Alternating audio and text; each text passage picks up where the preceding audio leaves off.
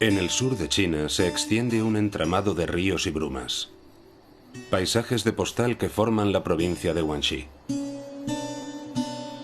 A lo largo de cientos de kilómetros, los relieves calcáreos han provocado numerosos meandros en los ríos.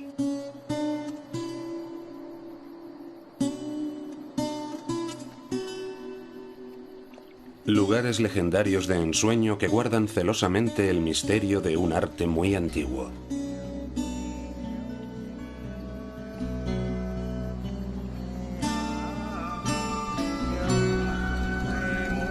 Unas pinturas hechas con pigmentos rojos que adornan las paredes rocosas, a menudo a decenas de metros de altura.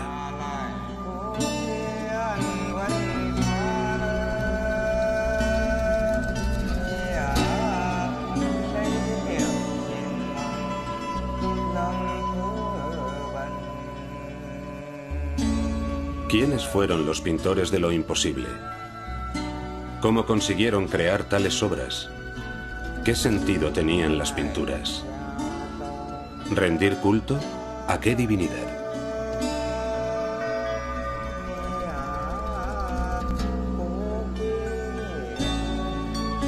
En el yacimiento de Huashan podemos admirar el sorprendente trabajo que hicieron hace más de 2000 años en la pared de un acantilado a 180 metros de altura. Hay quien dice que Huashan significa la montaña de las pinturas. Huashan, el mayor monumento del arte rupestre mundial.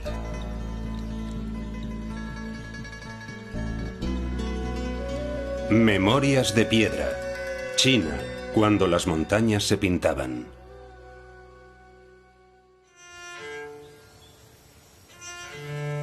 En su granja de Bandea, el arqueólogo Jean-Louis Lequelec sueña con los misterios de Huashan.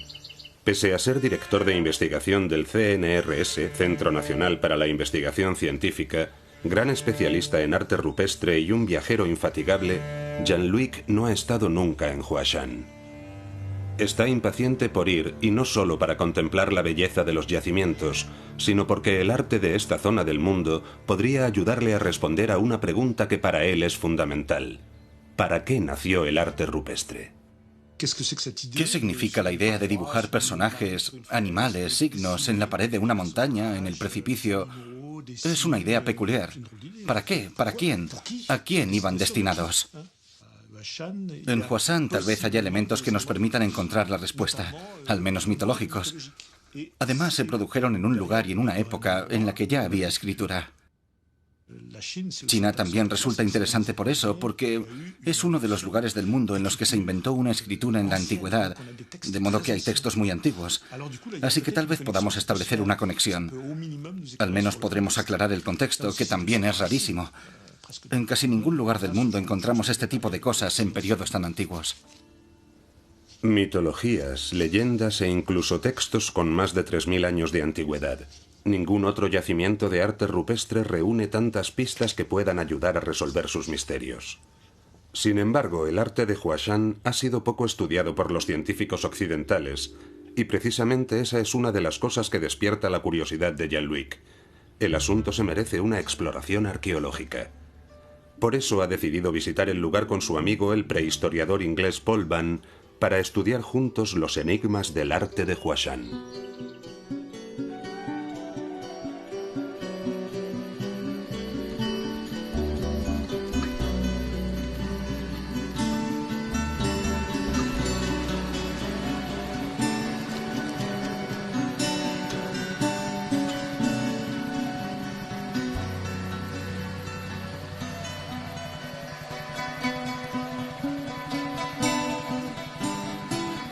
Paul y Jean-Louis van a cumplir su sueño de viajar a Huashan.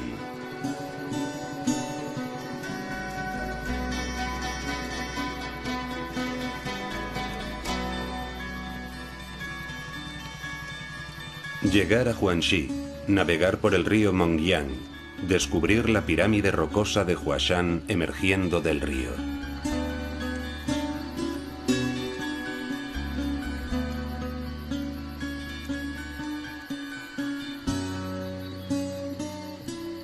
¿Qué se siente al hacer un viaje como este? ¿Es el país legendario del que hablan los textos? ¿Encontrarán la respuesta a todas las preguntas que tienen en la cabeza desde hace años?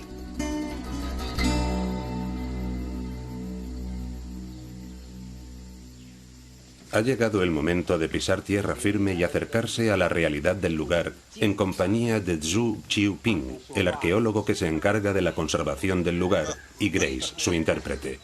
En primer lugar, observan la pared pintada desde la orilla opuesta. ¿Cuántas figuras hay pintadas en esta pared?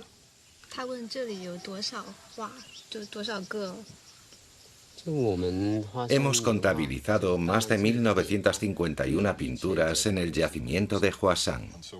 ¿Qué tamaño tiene? ¿Cuál es la anchura y la altura de la parte pintada? De arriba a abajo, la pared mide 45 metros de longitud y la anchura total es de 221 metros. Desde donde estamos no se aprecia muy bien, pero en realidad hay muchos dibujos pequeños. El menor mide 20 centímetros. En general miden entre 80 centímetros y 1,60 m. Muchas pinturas son más grandes que nosotros. Sobre todo esa de ahí, la que se ve por encima de la copa de los árboles. Los personajes miden 3,60 m. Me pregunto cómo pudieron dibujar unos personajes tan grandes. Tuvo que ser muy difícil. Las impresionantes dimensiones de las pinturas de la gran pared de Huashan la convierten en una obra excepcional, única en el mundo. Una de las características de Huashan es su monumentalidad. Es el mayor panel de arte rupestre del mundo. Probablemente esa era su intención, crear algo espectacular, algo enorme, impresionante. El marco es sencillamente la montaña. Toda una montaña. La pared de una montaña. Es de tal magnitud. Yo, por lo menos, no me lo imaginaba así. Es un paisaje hermoso con unos relieves calcáreos magníficos, característicos del sureste de China. Y el río, con los búfalos en las orillas, los pescadores, los agricultores. Huashan es increíble. La gran pared triangular, tan especial para los pintores de aquella época. Al acercarnos, podemos ver cómo poco a poco van emergiendo las figuras. A medida que te acercas, es aún más impresionante.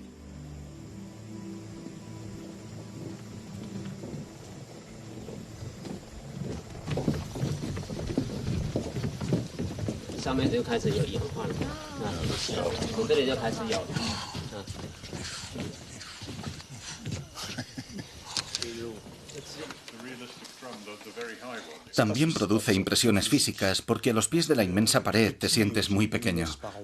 Tienes que inclinarte hacia atrás para ver las cosas.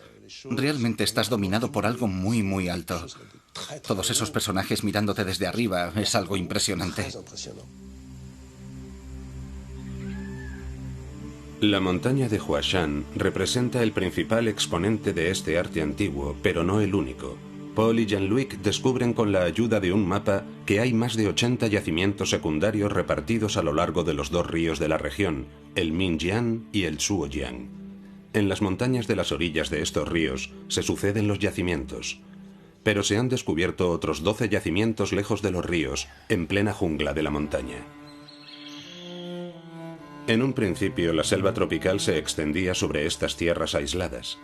Pacientemente, una civilización rural fue reduciendo la zona forestal y dio forma a un paisaje agrícola constituido por arrozales y campos de caña de azúcar, que hoy siguen siendo uno de los principales recursos de la región.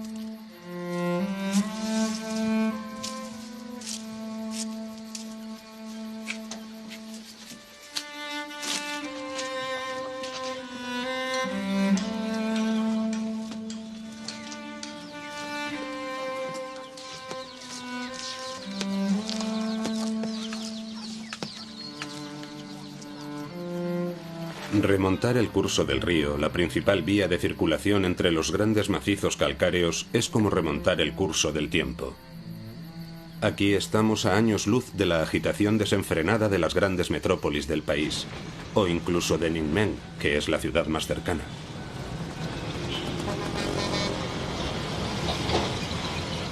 El visitante que viene a Huashan tiene que pasar primero por el caos de las fábricas y de las obras permanentes antes de encontrarse con un mundo que está en las antípodas, hecho de silencio y parsimonia.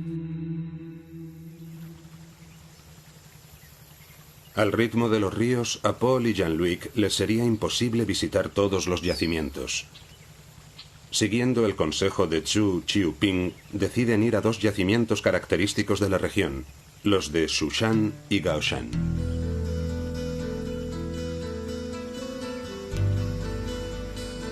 Para ello embarcan río arriba en un elegante barco de fondo plano.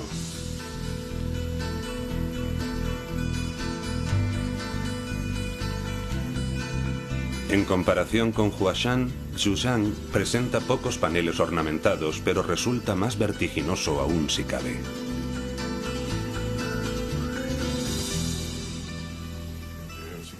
Hay algo justo encima de la roca gris de ahí, unos paneles rojos. Mira esos árboles, en esa especie de pequeña plataforma. Podrían haber pintado desde ahí, aunque ¿cómo llegaron hasta allí? Es muy misterioso. ¿Qué les llevaría a hacer semejantes acrobacias para llegar a unas alturas increíbles y hacer unas pinturas que solo pueden contemplarse desde lejos? Suele decirse que en la mayoría de los casos de arte rupestre había una motivación muy fuerte. Sí. Porque casi siempre están localizadas en lugares de difícil acceso, pero en este caso se necesita una motivación increíble. Sí.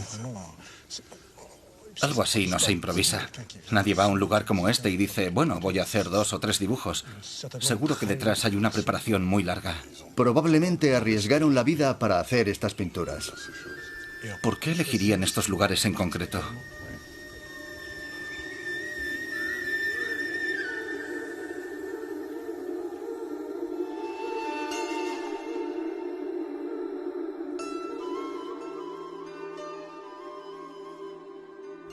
Impresiona mucho descubrir pinturas a semejantes alturas en lugares tan escarpados y de difícil acceso.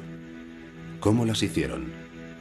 Sin duda ese es el primer gran misterio del arte de Huashan.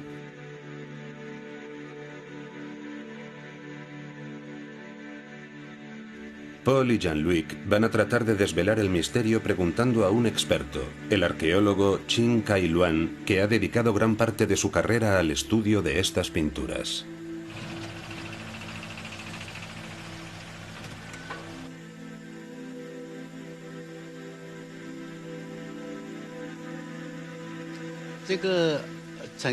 Después de analizar todas las pinturas del yacimiento, creemos que hay varias posibilidades. La primera para las partes más bajas. Los pintores pudieron trabajar desde terrazas situadas justo encima del río.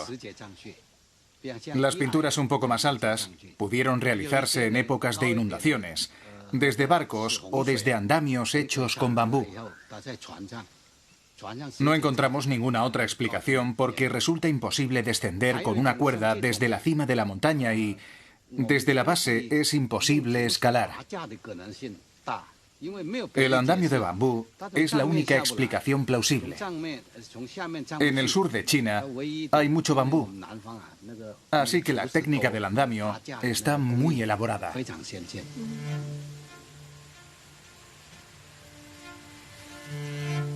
Qin Kai Luan habla de 3 hipótesis: la escalada, las cuerdas y los andamios.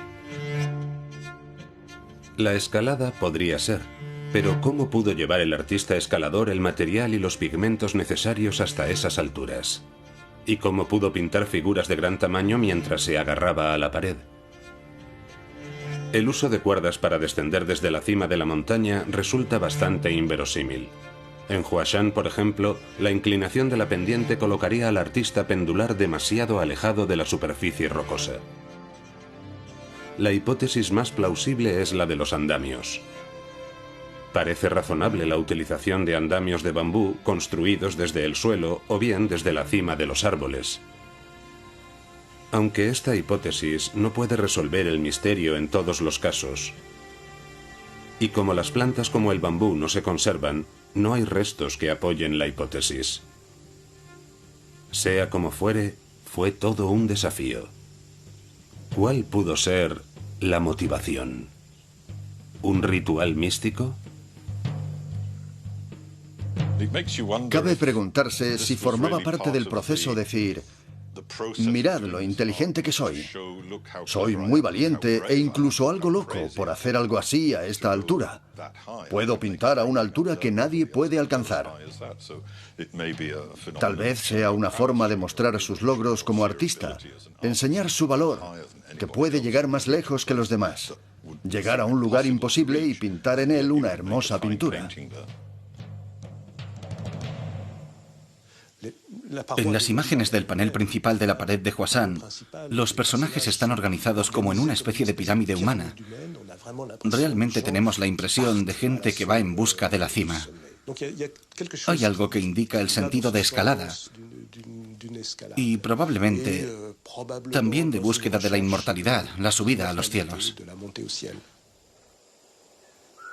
Jean-Luc recuerda las investigaciones que efectuó en Francia. La relación entre las imágenes de la montaña le recuerda algunos textos antiguos de la mitología china y las ilustraciones que los acompañan. El uso de la montaña como una especie de ascensor hacia la inmortalidad es algo muy presente.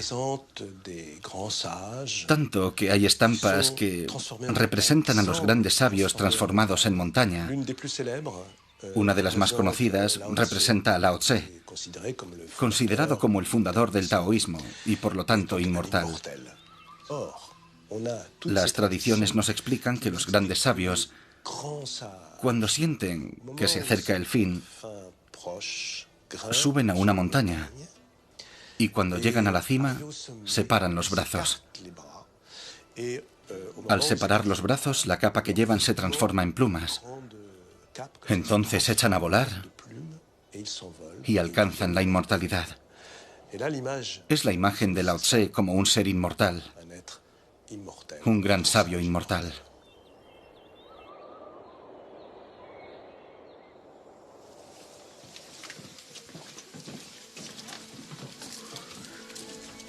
Las mitologías chinas aportan algunas pistas sobre la imaginería de la época, pero para avanzar más, Paul y Jean-Luc necesitan retomar la investigación a partir de las figuras propiamente dichas. La primera pregunta que surge es muy sencilla. ¿Qué representan? ¿Escenas cotidianas? ¿Momentos de la vida real? ¿O se trata de algo muy diferente? Estamos ante una pared característica del arte de Hwasan. En el centro tenemos esa gran figura de frente que parece representar al personaje principal del panel. Lleva una espada con una empuñadura circular y en la mano derecha una daga.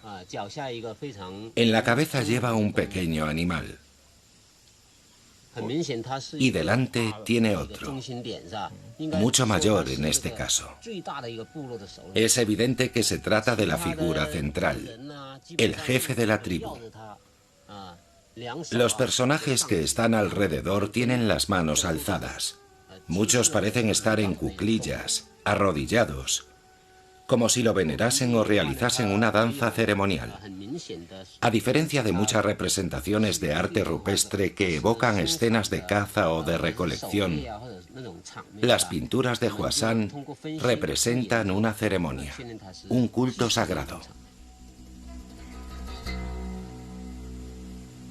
Así pues, el panel principal de Hwasan representaría una gran celebración para honrar a guerreros armados con espadas y montados en animales, un culto misterioso rendido por todo un pueblo. Pero ¿de qué pueblo se trata? Sumerjámonos en los meandros de la gran historia china.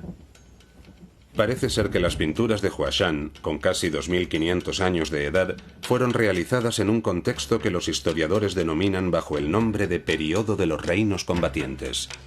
Después de incontables batallas contra los pequeños reinos independientes de las montañas, la dinastía Qin primero y la dinastía Han después consiguieron imponer su hegemonía.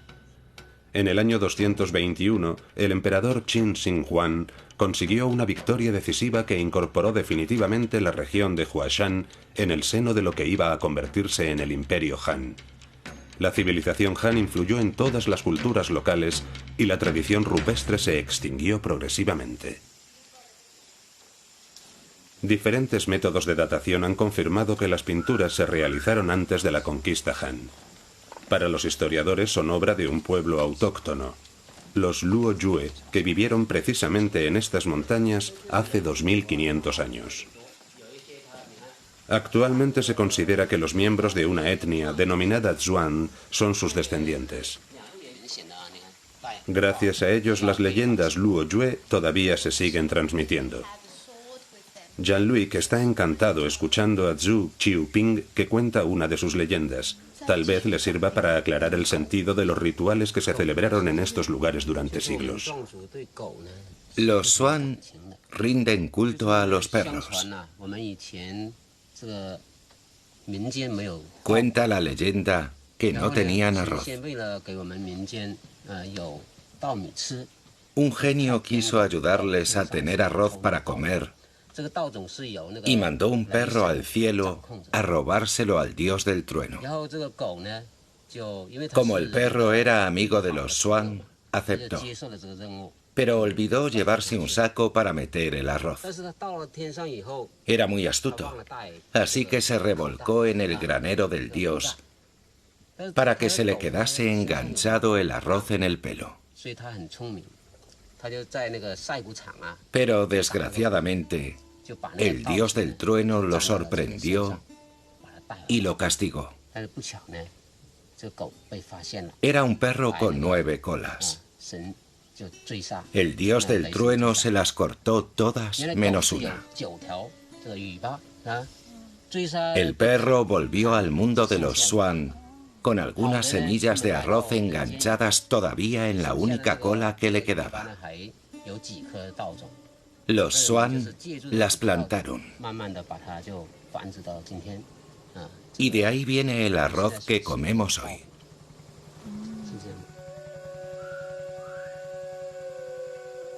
La leyenda del perro ladrón de arroz permite entrever uno de los cultos que se habría rendido en Huashan. Implicaría al perro y al dios del trueno e indicaría la importancia vital del cultivo del arroz.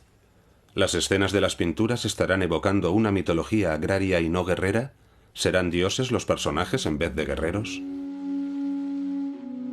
Pero Zhu Qiuping indica que los mismos restos arqueológicos en sí aportan una información fundamental. Además de las figuras humanas y de los perros, se repite otro tipo de figuras en todas las paredes. Evocan campanas, tambores, instrumentos para la gran celebración que se representa. Zhu Qiuping describe las representaciones estilizadas que podrían corresponder a tambores. Unos círculos concéntricos o bien unos círculos con una estrella o un sol en el centro. En la zona se han encontrado numerosos tambores de bronce de 2500 años de antigüedad. La similitud que guardan con los motivos circulares confirmaría la época de las pinturas y, por supuesto, su pertenencia a la cultura de los Luo Yue. Tambores pintados, tambores auténticos. ¿Tendremos delante una nueva conexión que podría ayudarnos a averiguar algo nuevo sobre el relato de Huashan? La colección más completa de tambores de bronce de la provincia se encuentra en el Museo de las Tradiciones Populares de Nanning. Paul y Jean-Luc son recibidos por Liu Wenji, uno de sus conservadores, y Lian Jianli, investigadora de su equipo. Los Luo Yue tuvieron 2 obras mayores, las pinturas de Huashan y los tambores de bronce. Ambas creaciones ocupaban un lugar importante en su vida cotidiana. En aquella época, los tambores, igual que las pinturas, estaban relacionados con cultos sagrados. No pueden separarse y hoy nos dan una idea de sus costumbres. Encima de los tambores aparece una nueva figura recurrente que intriga a Paul y Jean-Luc.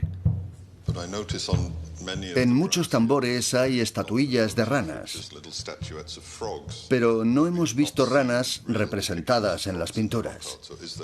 ¿Hay alguna relación? En mi opinión, Las ranas fueron divinizadas y la postura de los personajes de las pinturas de Huashan evoca la rana. Los Luoyue eran un pueblo agricultor. Para ellos, la rana era un animal muy importante. El croar de las ranas anuncia la lluvia. Y para los agricultores, la lluvia es capital. Por eso, los Luoyue rendían un verdadero culto a las ranas. Los Zhuang también tienen muchas fábulas que hablan de ranas. Por ejemplo, la rana encarna al hijo del dios del trueno y croa para pedir la lluvia. Así que tenemos el sol, el trueno, la rana para anunciar la lluvia. Todo esto nos hace pensar en una mitología en torno a la agricultura. ¿No es así? Los tambores de bronce son como libros. Nos muestran escenas agrarias, escenas cotidianas, la importancia de la conexión con la tierra para un pueblo de agricultores. Pero entonces, si está relacionado con la agricultura, ¿qué sentido tiene colocar las pinturas tan altas? Para mí, la razón principal es que los Luoyue querían sublimar estos elementos. Los hacían para los dioses, esos dioses que los Luoyue invocaban para obtener ayuda y demostrarles su adoración.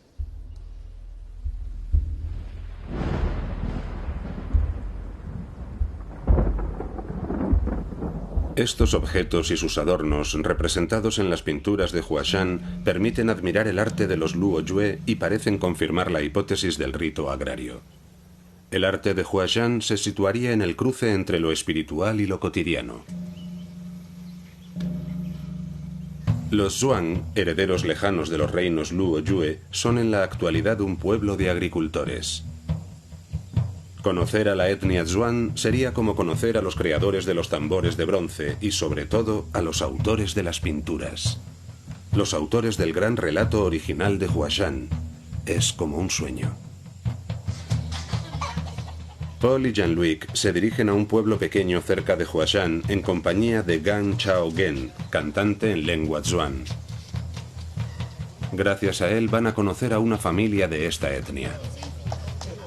Aunque el encuentro sea breve, Jean-Luc quiere encontrar signos de una continuidad entre los Zhuang de la actualidad y sus antepasados lejanos.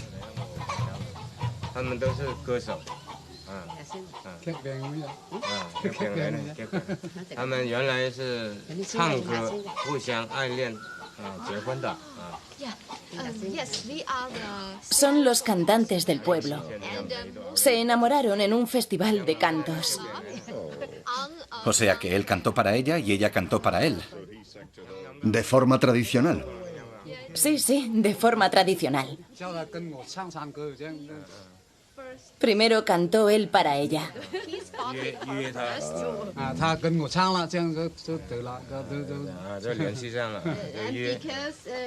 Y como a ella le gustó él, empezaron a cantar juntos.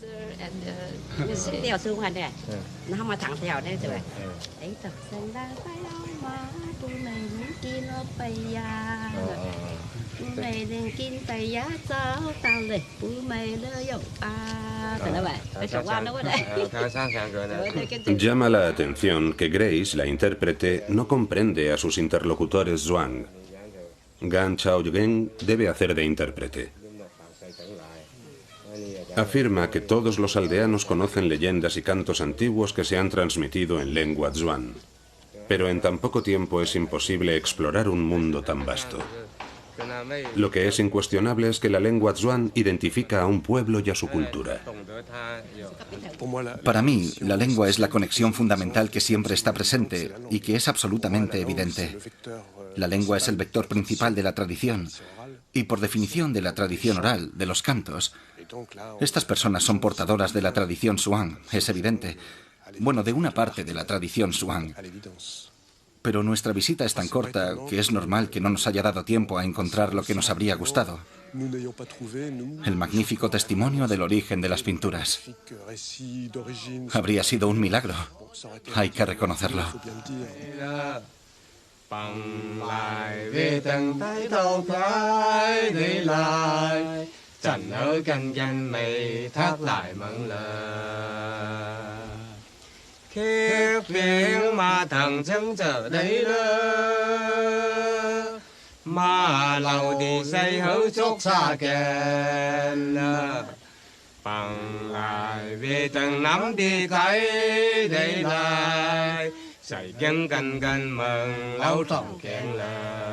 Día tras día, Paul y Jean-Luc sienten que Huashan, a pesar de sus expectativas, solo les desvelará algunos fragmentos de su misterio.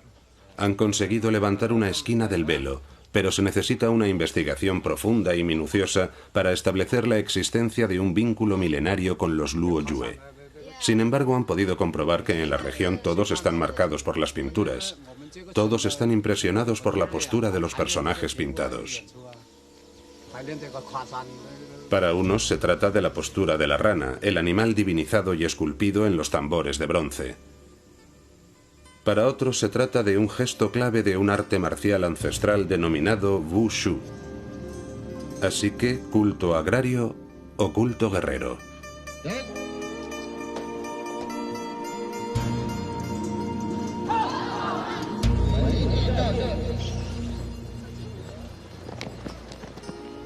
Paul y Jean-Luc quieren investigar la hipótesis del origen guerrero de las pinturas gracias a Gan Min, jefe de la policía de Ninming, la ciudad vecina de Huashan. Además de policía, Gan Min es maestro de Wushu. El encuentro se produce en la escuela de Ninming tras una demostración. ¿Cuál es la conexión entre este arte marcial y el arte rupestre? ¿Qué significa la figura que encontramos en el panel de Huashan? ¿Qué relación hay entre lo que acabamos de ver y las pinturas de Huashan? El Hwashan-kan es un deporte que procede del Wushu, que fue creado durante la dinastía Su entre los años 245 y 145 a.C. Se transmitía de generación en generación y se extendió por todo el territorio. Nuestros antepasados lo practicaban cuando trabajaban en el campo. Cuando cazaban, se musculaban para poder resistir a las agresiones de otras tribus.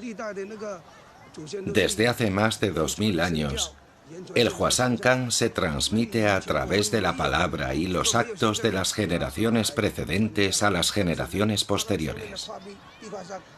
En aquella época no había papel.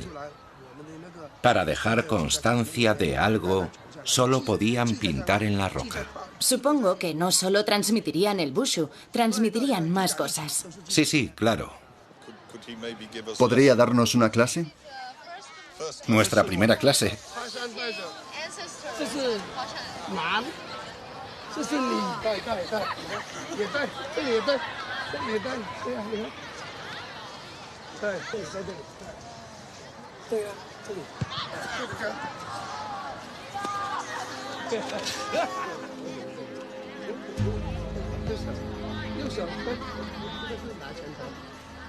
Confieso que tengo algunas reservas sobre las lecturas contemporáneas de estas imágenes. Sobre todo he escuchado dos grandes lecturas. Una que hace alusión a las ranas por la postura que adoptan los personajes, con los brazos y las piernas simétricos, que ciertamente puede recordar a las ranas. Para otros, evoca el Wushu, que es una técnica de combate antigua propia de la zona, diferente al Wushu de otras zonas, etc. Podría ser, pero en realidad, ¿en qué se fundamenta? Solo en una postura. Este hecho responde sencillamente a una realidad actual. La gente siente la necesidad de dar un sentido a estas imágenes. Es muy importante, no en todos los lugares del mundo en los que hay pinturas rupestres, la gente de los alrededores se interesa por ellas. Y no solo eso, sino que además intentan darles un sentido y piensan que ese sentido es importante, incluso que es fundamental para su propia identidad.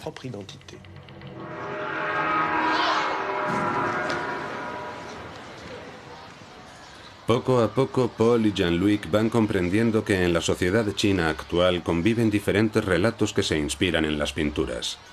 Ritos agrarios o mitologías guerreras. ¿Qué más da que ambas interpretaciones sean incompatibles? Las autoridades no dudan en unirlas en un único gran relato oficial, sobre todo teniendo en cuenta que el yacimiento es candidato a Patrimonio de la Humanidad de la UNESCO. Encontramos imágenes sacadas de la iconografía de Huashan por todas partes. En los hoteles, en las toallas del baño, en las farolas, en los arcenes de las carreteras. Una nueva dinámica se ha puesto en marcha. Se han iniciado grandes obras de acondicionamiento para realzar los yacimientos. Todo se redimensiona para hacerlo más accesible al turismo masivo y también para proteger las obras con, por ejemplo, sistemas de vigilancia permanente mediante circuitos de cámaras o programas de estudio sistemático que utilizan tecnología de última generación.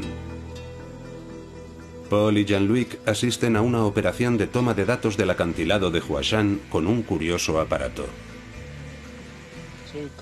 ¿Para qué sirve este aparato? Esto es un escáner láser 3D. Con esta técnica podemos elaborar una reproducción en 3 dimensiones a 360 grados. ¿Qué relación tiene con el dron? ¿Están conectados los dos aparatos? El escáner 3D nos da solamente el relieve y el dron nos da la información visual. Así podemos reproducir una vista panorámica en relieve. En realidad, combinamos los datos obtenidos por los dos aparatos. No trabajan juntos, pero se complementan para obtener el resultado final. El láser permite cartografiar con una precisión milimétrica el relieve de la pared de las pinturas rupestres. Al mismo tiempo, el dron la graba en alta definición. Después, las imágenes y el relieve escaneado se combinan mediante tratamiento informático con el fin de obtener una reproducción de la pared en 3 dimensiones con una precisión excepcional. Paul y Jean-Luc observan el resultado en el ordenador del joven ingeniero encargado del programa bajo la mirada intrigada de Chin Kai-luan, que hace una década efectuó un estudio exhaustivo de las pinturas rupestres de la zona, aunque para ello utilizó una técnica totalmente diferente a base de acuarela, mucho más artística que digital. Para hacer la primera reproducción, un amigo que era dibujante copió las pinturas a distancia utilizando un catalejo. Yo me colocaba a su lado con otro catalejo para ayudarle. Intentamos que fuese lo más fiel posible al original, pero las dimensiones solo podían ser una estimación. Ante la sorpresa general, la comparación revela mucho más que la diferencia de método.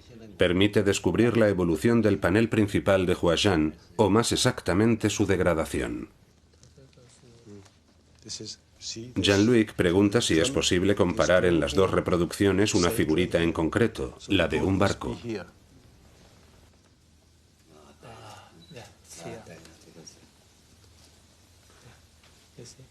Es ese de ahí. Es interesante compararlo con el de la antigua reproducción. Esta parte ha desaparecido por el efecto de la erosión, la lluvia, el viento. La nueva tecnología es fantástica. Nos permite obtener mayor información, más datos y más precisos. De este modo se aprecia mejor el deterioro que han sufrido algunos paneles en los últimos 30 años. Jean-Luc ya está pensando en cómo D-Stretch, el programa de análisis colorimétrico que utiliza, podría completar las técnicas de escáner. Jugando con el color de las fotografías, D-Stretch muestra motivos que las superposiciones o algunas alteraciones han hecho invisibles. Un procedimiento informático que se suma a las nuevas herramientas al servicio de la investigación científica. Chin Kai-Luan se ofrece para guiar a Paul y Jean-Luc hasta un hermoso panel que se encuentra situado lejos del río. Por desgracia se ha borrado casi por completo. Quizás el programa de Jean-Luc permita ver lo que había en el panel.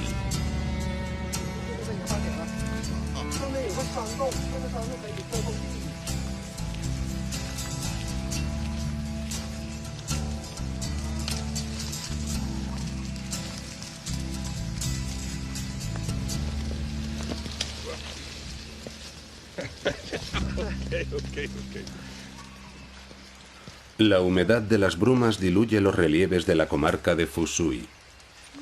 La llovizna se transforma en lluvia cuando el pequeño grupo de Paul y Jean-Luc intenta abrirse paso para acceder al yacimiento de Ba Lai.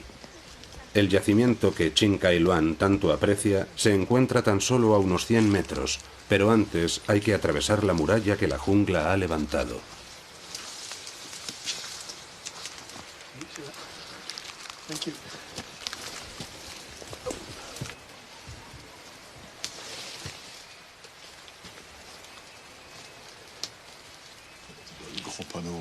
En el gran panel de ahí arriba es evidente que se han perdido muchos detalles, pero el tamaño es monumental. Debieron hacerlo para que se viese desde lejos. Se adivina que pudieron llegar a este nivel. Sí, colocándose en esa grieta. Sí, pero ni siquiera desde ahí pudieron llegar a... Desde ahí no pudieron hacer el pájaro. No se ve muy bien, básicamente porque la roca está muy deformada y tiene muchos montículos. No permiten una buena visibilidad. Yo creo que con D-Stretch tendremos un buen resultado y podremos verlo bien.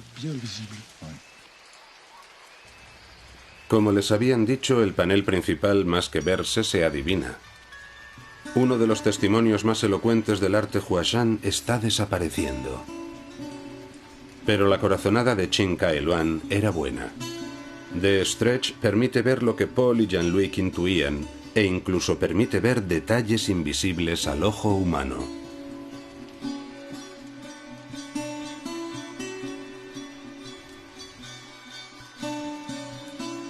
El grupo descubre más pinturas en un refugio en la roca. Aparecen representadas las figuras claves del arte Huashan, personajes con la postura y el grafismo característicos, tambores y perros, las mismas imágenes de siempre, aunque estemos lejos del río. Una cosa que me gusta muchísimo de este yacimiento es que no solo estamos a cubierto, sino que además nos podemos acercar, podemos ver las figuras de cerca, mucho más cerca que en Huashan. Podemos apreciar el tamaño y la técnica de las pinturas. Es la primera vez que estamos a la altura de las pinturas. Además, es un ejemplo de yacimiento de arte rupestre que sigue siendo utilizado. Podemos ver ofrendas y velas. Es decir, que sigue desempeñando un papel en el mundo actual. ¿Lo de venerar las pinturas es reciente? ¿O piensa usted que siempre ha sido así? No de igual modo, pero ¿podemos intuir que así ha sido?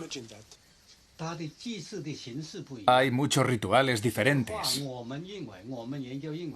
Para nosotros, la pintura es el reflejo de una ceremonia. Es como una cámara que capta los diferentes momentos de una ceremonia.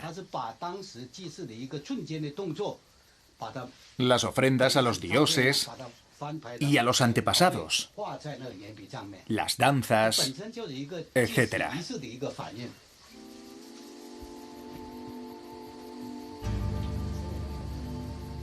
Cuando la conversación llega a su fin, Chin Kai-Luan se aparta e inicia un ritual que sorprende a Paul y Jean-Luc porque nunca se lo esperarían de un científico.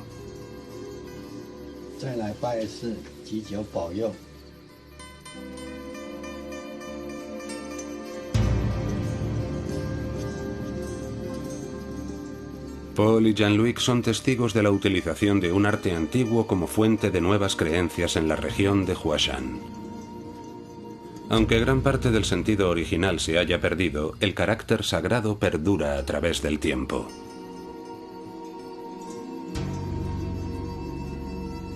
La etnia Zhuang ve en estas pinturas la ilustración de un mito fundador que ha tomado como símbolo de su identidad. Un símbolo que las autoridades no dudan en promocionar, puesto que su valor cultural contribuye a la grandeza de China.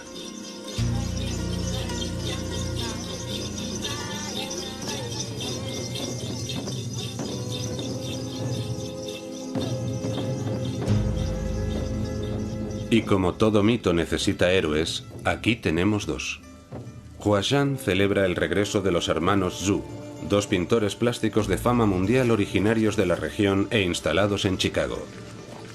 Son recibidos como estrellas de rock porque el origen de su trabajo está íntimamente ligado al arte de Huashan. En 2011, Barack Obama les escogió para realizar un cuadro que quería regalar al presidente de China en su visita oficial a Estados Unidos. Hoy los hermanos Zhu son aclamados a bombo y platillo por los medios de comunicación. Ellos se prestan voluntariamente al juego de la afirmación cultural china. Estas pinturas antiguas fueron realizadas por la etnia Zhuang. Por eso, De algún modo, nos sentimos conectados. tal vez sea porque estas pinturas alimentan el espíritu. Pero, ¿cuál es el espíritu del arte contemporáneo? ¿Cuál es el nuevo lenguaje que estamos buscando, que buscamos sin cesar? Aquí puede sentirse.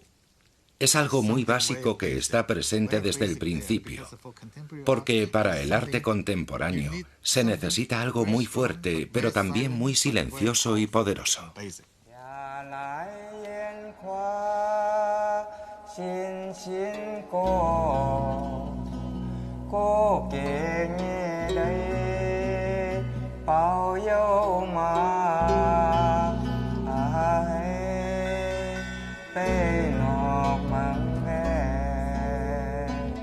Aquel día, Paul y Jean-Luc no estaban en Huashan y no pudieron conocer a los hermanos Zhu. Pero conocedores de su trabajo decidieron poner el broche de oro al viaje visitando el Museo de Arte Contemporáneo de Nanning. Al contemplar los grandes cuadros de los hermanos, trataron de buscar las conexiones con el arte de Huashan. La única conexión que veo con el arte de Huashan son esas dos grandes figuras de ahí. Y sin ninguna duda el tambor de abajo. Pero no es el tema principal. Es más bien una alusión. A mí, de este cuadro, me parece interesante que los elementos que más se acercan a las pinturas originales de Huashan están en el centro, y al mismo tiempo es lo que menos se ve del cuadro. Desde lejos se desprende el arte actual que, inspirándose en estas imágenes, se ha alejado de ellas considerablemente.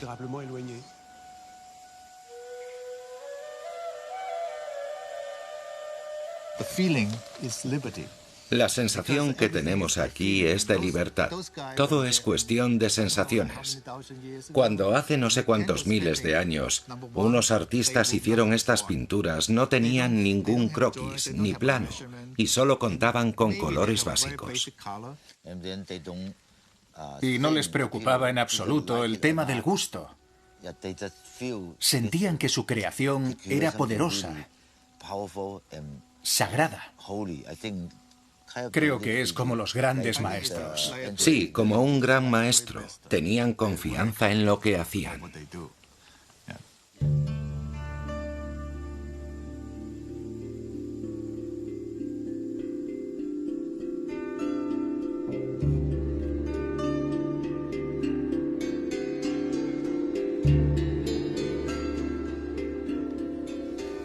El hecho de que los hermanos Zhu se apropien del arte de Huashan, para mí no deja de ser el mismo razonamiento o el mismo fenómeno que las personas que interpretan las figuras antropomorfas de Hwashan como un precursor del arte marcial Wushu.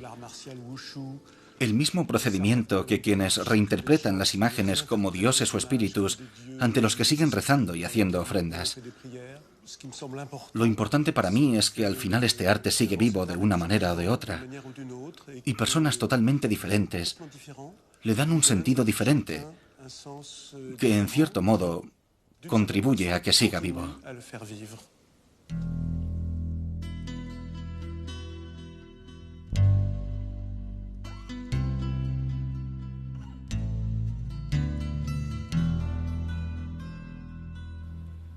Para Paul y Jean-Luc, esta primera exploración ha permitido reunir algunos indicios con los que dilucidar el sentido de las espectaculares imágenes de Hwashan.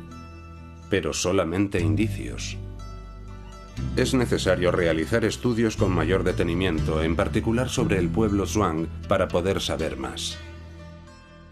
Sin duda, para ellos lo más sorprendente e inesperado ha sido comprobar el papel clave que este arte antiguo desempeña en la sociedad contemporánea. Cada época, cada comunidad humana siente la necesidad de recrear su propia historia a partir de la que se ha perdido en los meandros de un pasado remoto.